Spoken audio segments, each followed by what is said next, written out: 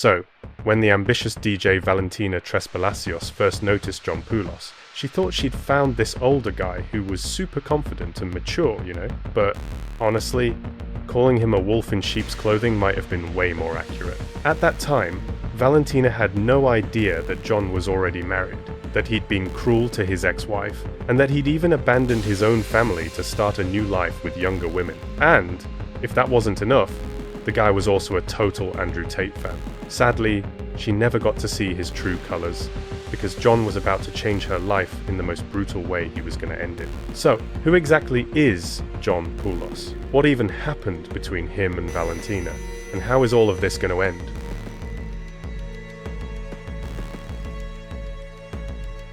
Alright, so, welcome back to the Detective Mike channel, everyone. We're about to continue, but before we dive in, I'd love it if you could hit that subscribe button and drop a like on this video. Also, I'm super curious, where are you watching from? Like, which country and city? And honestly, if there's anything you think I could do differently in my videos, let me know. I try to make each video as good as possible, and your support and tips mean the world to me, so I'll be checking the comments. Now, let's get started. Welcome to Colombia, friends. This place is vibrant and diverse, right in the heart of South America, and it's famous for its stunning landscapes from the Caribbean coast to the Andes Mountains and even the tropical Amazon jungle. The capital, Bogota, will totally blow you away with its historical architecture, incredible museums, and lively cultural scene. Medellin is known for its super pleasant weather and modern art, while Cartagena, oh man, it's this colourful coastal city with old fortresses and narrow, charming streets. And of course, Colombia is famous for its coffee, music, crazy festivals, and the warmest, friendliest people, making it an awesome spot for travelers looking for adventure, culture, and nature. No Colombian celebration is complete without music. In the high-altitude capital Bogota, the party and club scene basically drives the local culture. And one person who really shaped the city's nightlife was the talented 22-year-old DJ, Valentina Palacios.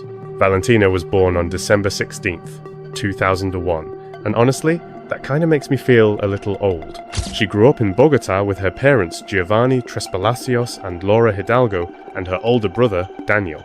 Sadly, her childhood wasn't perfect. Her parents divorced, and Valentina and her brother ended up living with their mom, while their dad stepped away from the family. Over the years, Valentina watched her mum start new relationships, which eventually led to two younger siblings, a brother and a sister. Valentina and Daniel adored their mum, and as they got older, they started realizing just how hard it had been for her to raise 4 kids on her own. The whole financial burden of the family rested on her shoulders, and a lot of the time, she had to juggle multiple jobs just to put food on the table. Eventually, Valentina and Daniel stepped up to help with some of the family responsibilities, which made them super hardworking and ambitious young people. They even had this plan to help their mum buy her own house someday. Being a really beautiful young woman, Valentina had dreams of working as a model or in the entertainment world, mostly in music. Her love for music and the club scene started pretty early, around 15, and in Colombia, club access isn't really strict, so getting inside wasn't a big deal for her. I mean, magic seems to fade as we get older, but when we're young, most of us just want to hit the clubs, at least I did. Life felt way simpler back then. You could have a few drinks, stay out until 3 AM, and then crash and wake up totally fine. Now, I wake up with a killer hangover, ringing in my ears, and probably some amnesia. No wonder I stick to coffee these days. Instead of crazy late-night drinking, the mornings are way easier. It was during one of these nights out that Valentina met a guy named Pablo Silva. Pablo was a local entrepreneur, and after a few drinks and some casual conversation, he encouraged Valentina to try DJing. And just like that, DJing became one of the many passions she picked up from the club scene. Valentina and Pablo kept in touch over the next few months. Fast forward 2 years to 2019, at 17, Valentina successfully completed a course and officially became a certified DJ. Shortly after that, Pablo started managing her career. He had tons of industry contacts and was able to hook her up with several gigs. And, well, predictably, their relationship eventually went beyond just business. They started dating. Over the next few years, Valentina's rise in Colombia's club scene was fast. And of course, Pablo's support helped her become more and more well-known. But, like all so-called good things, it didn't last forever. After 3 years together, they decided to break up. Even after the breakup, Pablo continued managing Valentina's career professionally. He still cared for her and wanted to see her thrive. You could say they parted on good terms. Valentina was naturally social and genuine, which made it easy for her to meet other creators and collaborators, something that, of course, helped boost her growing popularity. Over the years, Valentina was performing at clubs all across Colombian cities like Bogota and Medellin. In other words, she was literally living her dream. By 2022, she had grown into a young woman with a super successful career. Throughout all that time, she stayed honest and responsible, using her earnings to support her mum and family. People often noticed that she would treat her mum and siblings, taking them to the movies, buying them new clothes, or enjoying good food together. After breaking up with Pablo, Valentina was single again and ready to explore new relationships. Despite being outgoing and fun, she still longed for a real connection with someone, so she started dating new people. As mentioned before, she was genuinely friendly and had no trouble making new friends. A few months later, she met a new guy, 34-year-old John Pulos from Texas. Their passionate conversations picked up pretty quickly, and after just a few days of chatting, they decided to meet in person. Valentina was invited to a festival in Mexico, and since it was kind of in between their countries, they agreed to meet there for the weekend, so neither of them had to travel too far. Her from Colombia, him from Texas. Even with a language barrier, their meeting went incredibly well. John was captivated by her beauty, talent, and charm. And although she was 13 years younger than him, she was remarkably mature for her age. Even with a career in nightlife, she took her work seriously, avoiding alcohol during performances and staying clear of drugs in the scene. It seemed like they really clicked, so much so that they extended their Mexico trip by another 2 days. And, of course, John covered all the expenses. Valentina was already pretty independent and confident. But who exactly was this John Pulos? And why did he fall for a young DJ from Colombia? Sadly, he turned out to be bad news. Valentina only knew that he was over 30 and lived in Texas. What she didn't know was that he was actually a recently divorced father of 3 young kids. John had been married to Ashley Pulos before she filed for divorce in January 2022, and all the paperwork was finalized 3 months later in April. They had tied the knot in 2009 and, according to Ashley, had 3 wonderful children. But their marriage was full of sadness. In 2018, one of their sons was diagnosed with cancer. The family was completely devastated. The stress of caring for 3 kids, one of whom was bravely battling a severe illness, seemed to change something in John. He had always had aggressive tendencies, but now it didn't take much for him to become violent toward Ashley, a pattern that completely justified her decision to file for divorce. But he didn't stop there. Before the divorce was even finalized, John moved all their shared assets into an offshore trust, basically leaving his family with nothing. He even refused to pay child support for their 3 kids. John's Twitter profile still active under the handle P. Train67 mostly shared posts about stocks in American politics, but there was definitely a more controversial side. On November 27th, 2022, he retweeted something from Andrew Tate that said, "Most of you men aren't even living. You're barely existing, and then you die. Repeating the paths of your parents and everyone around you. I showed you an alternative. You have a chance. And remember how I said he left his family high and dry? Well, when someone asked him for marriage advice on Twitter, John literally replied, prenup and offshore trust. Be say." Back to his Twitter for a sec, this guy talked about stocks a lot. Honestly, listening to it was a real test of patience. Like, I almost fell asleep from all the nonsense. After leaving his family with nothing and jumping back into the dating world, John could generously shower his new, faraway girlfriend with gifts and trips abroad. And while Valentina appreciated these gestures, she had absolutely no clue about his shady past. They kept in touch long distance, meeting up in different countries during shared vacations. Eventually, John even traveled to Colombia to take things further and meet her family. Everyone seemed to love him, and even though his Spanish wasn't great, the visit went really well. Valentina's mum, in particular, took a liking to John. She found him charming and polite. Most importantly, she could see he was head over heels for her daughter. You could assume that, as an older man, he seemed more mature in his thinking. Outwardly, John supported Valentina's career. When she mentioned wanting a small cosmetic procedure, he encouraged her and even covered the costs. Ultimately, he felt special having a young, successful woman by his side. Valentina often bragged about her new boyfriend to her friends. She described him as a kind, generous gringo, and dreamed of their future trips together to her ultimate goal, Europe. But over time, as their relationship grew, Valentina's social status kept rising.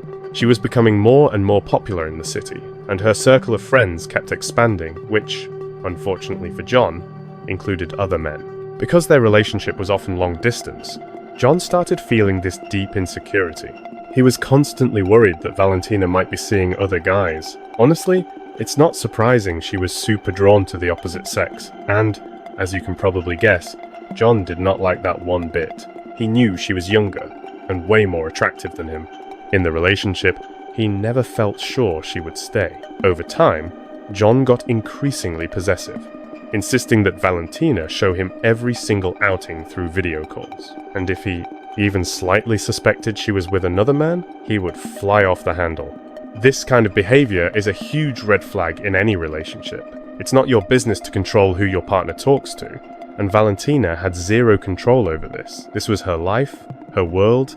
Valentina's family, though, didn't really notice, or at least they thought his jealousy just came from loving her so much and not wanting to lose her. They even nicknamed him the Protector. But by December 2022, Valentina had reached her limit with his possessive nature. They were arguing almost every day, and she could clearly feel how controlling he had become. Over the next few weeks, his behavior kept getting more alarming, and it's easy to see why Valentina felt pushed away. Trust had turned into obsession, with him trying to catch her doing something. She hit her breaking point when he aggressively accused her of being intimate with another man. This, sadly, wasn't new, but he doubled down by claiming he'd hired a private investigator who supposedly confirmed that she was cheating. Valentina tried to break things off.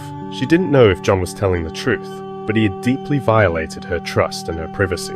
She was furious and insisted that the private detective had gotten it all wrong. Realizing that his desperation was ruining the relationship, John backed off a little and tried to calm her down, begging her not to leave him. And somehow it worked. He even made this huge decision to move from Texas to Colombia, claiming it was to prove his love, or maybe to better track her every move. The desperate man insisted this would finally end his insecurity, since now he could come see her every night, and, as the cherry on top, he admitted he wanted to get married and start his own family.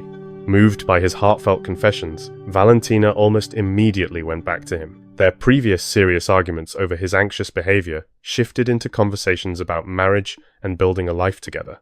It was around this time that John made his most infamous Twitter post. When asked, "What's the craziest first date you've ever had?" he replied, "Invited a Colombian girl on vacation without meeting her first. Now we're getting married." That tweet got over 14,000 likes. When someone questioned him about dating younger women, John responded, "What's wrong with liking younger women?" One of his last tweets, retweeted on January 10th, read, "I swear, she's not like the others. I unlocked your phone." Valentina's family was thrilled to hear the news. They liked this wealthy American investor and believed he could give her a good life. At the beginning of 2023, John left his home state and his previous family to start a new life with his fiancée. He flew in, rented a Volkswagen, and drove to Valentina's family home to pick her up.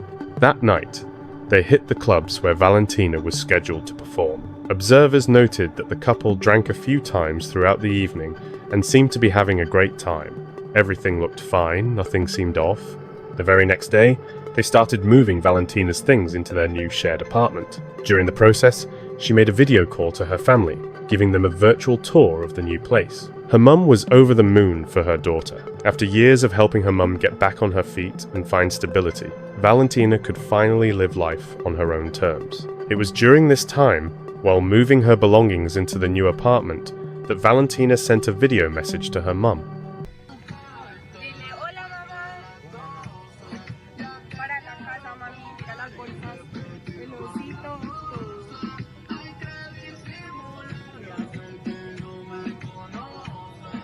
Tragically, Laura didn't know that this would be the last message she would ever receive from her daughter. On January 23rd, 2023, the Trespalazzo Hadala family expected a normal day. Even though Valentina was no longer living at home, They were happy she was moving on to a better life. But at 7:45 in the evening, their world changed forever. Laura Hadala received a phone call no mother should ever get. It was Valentina's manager, Pablo Silva, delivering devastating news. Tragically, Valentina had been found dead earlier that day.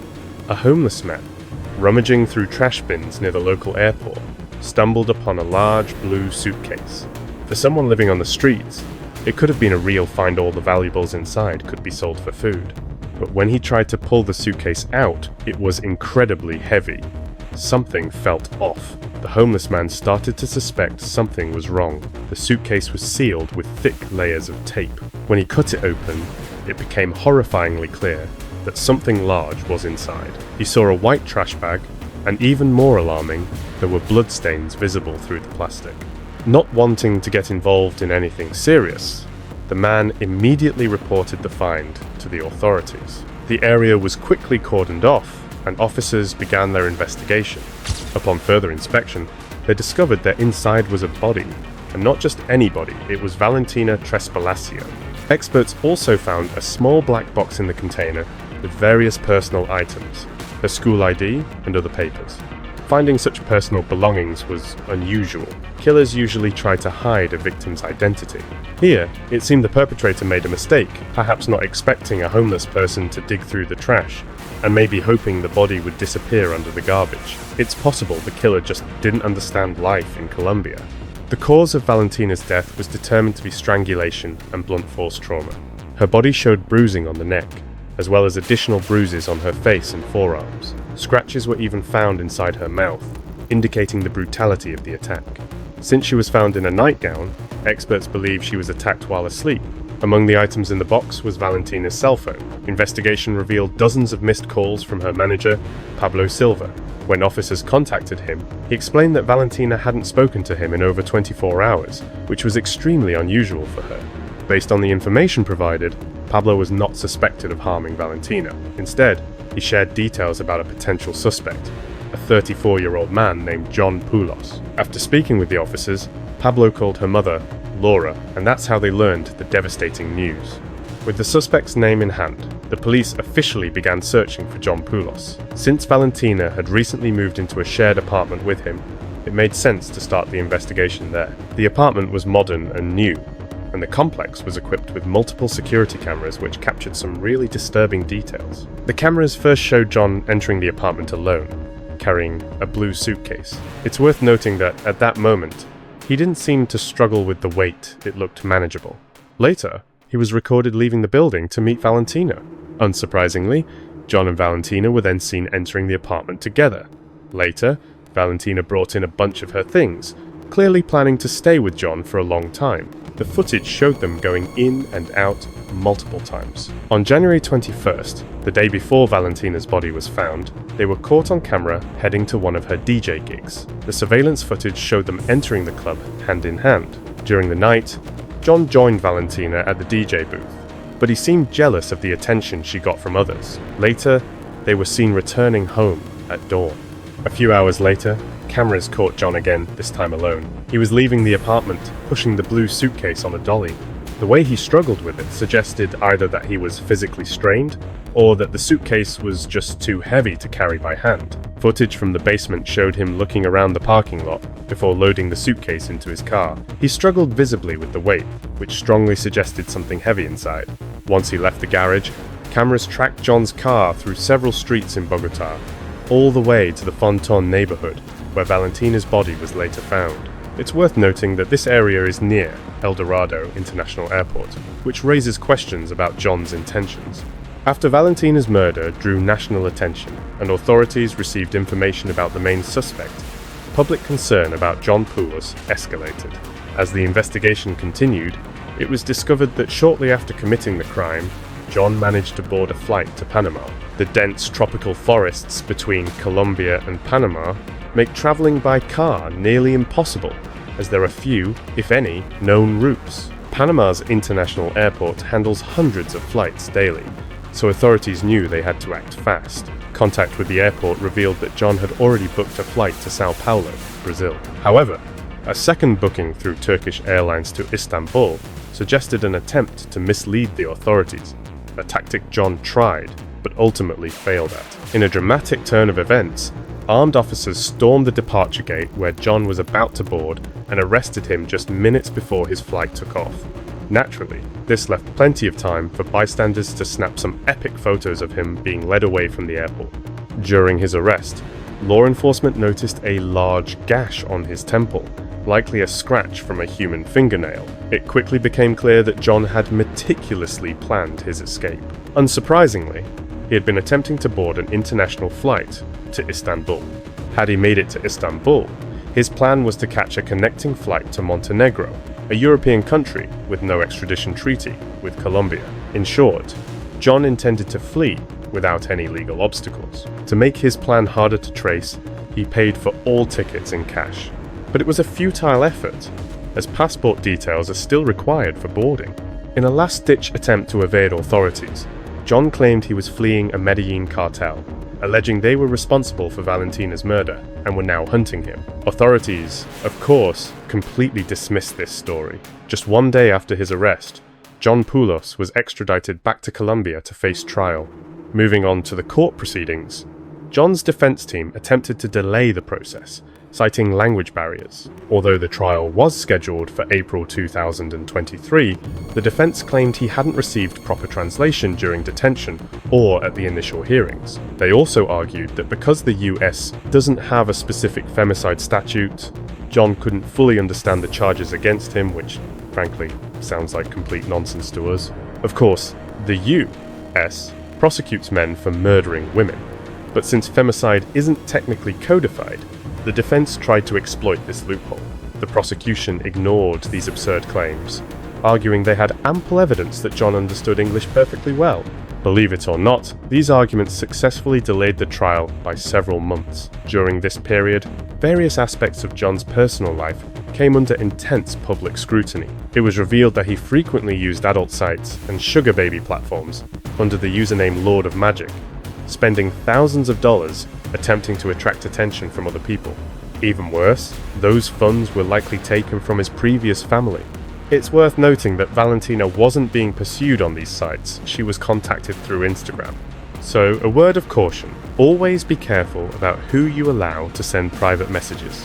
While John awaited trial in prison, he claimed he was in constant fear for his life, insisting that cartel members might kill him, and even requested full isolation for his own safety until the final court proceedings. Meanwhile, his attorneys worked tirelessly to stall the trial, using international legal loopholes to their advantage. They argued that John didn't understand the charges against him, and tried to claim that Valentina had left the apartment after an argument. Over weeks and months, his story kept changing, and nothing John or his defense team said could be taken seriously. All this chaos means the verdict hasn't been reached yet, but if John is found guilty, he faces up to 60 years in prison under Colombian laws for femicide and evidence tampering. Despite the overwhelming evidence, John continues to deny any responsibility. In a hearing this September, he stated, "I do not accept the charges and insist on my innocence." On the other hand, the prosecution maintains that the crime was premeditated, driven by jealousy, and triggered after John learned of Valentina's alleged infidelity. Several details, not widely publicized, point to a carefully planned murder. For instance, did you know both his car and apartment were rented for only 4 days? This strongly suggests that John meticulously orchestrated his plan. Lure Valentina, confront her over supposed betrayal, and then kill her cold-bloodedly. Toxic emotions of revenge and jealousy were combined with methodical cruelty. The end result was a classic case. If I can't have her, no one can. John's fate remains undecided, but given the evidence against him, his situation is precarious. We cannot ignore his history of violence toward his ex-wife, or the fact that he left his previous family with nothing. Quite frankly, this man appears to be a genuine monster. He has already proven himself selfish and immoral. Add jealousy and insecurity to the mix, and it becomes clear just how dangerous he can be. We can only hope that Valentina's family and friends will get the justice they so desperately deserve, but only time will tell. Valentina was taken from this world far too soon. She was beautiful, popular, ambitious, and immensely talented. Each of these qualities fed the others, making her a true, unstoppable force. Successful people often attract monsters. and, unfortunately, she unwittingly opened the door to this jealous and toxic man. Valentina's family was utterly devastated. At a press conference, her mother said, "My daughter had big dreams. She wanted to be a DJ, travel the world, and explore many countries. She wanted to collect passports, stamps, and even create a fund to help defenseless animals. Her dreams were countless and noble. She cared deeply for her grandparents and wanted to support them in life, especially since they had been let down by their own children. My daughter had so many dreams and did not deserve to die." These words resonate deeply in our hearts. Valentina was a devoted person who cherished her mother, her brother, her sisters, and her grandparents. She would have done anything to help them, and she had enormous potential ahead of her. Her zest for life was unmistakable, but tragically, it was cruelly cut short by a selfish individual, obsessed only with the superficial allure of money and beauty, callously disregarding the profound values that were so dear to Valentina. Let those who remember Valentina do so not through the lens of her tragic death, but by celebrating the vibrant life she led and her ambitious dreams. Looking ahead, we can only hope that her killer feels the full weight of the law and remains removed from society for the rest of his life. That seems to be all for this video. Please take care of yourselves, look out for one another, and above all, stay safe. Thank you, and goodbye.